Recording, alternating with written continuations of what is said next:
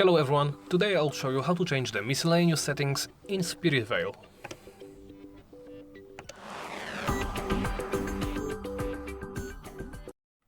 Let's begin by opening the settings. Do so by pressing the gear icon in the bottom right corner or pressing the escape key on the keyboard. From there, navigate to gameplay. Here look for miscellaneous. In here you can toggle on fast casting, click to move, hide summons. When toggled on, this hides all summons. Toggled off, you can see the summons, chat filter, and works, well, filters chat for you, on or off, of course.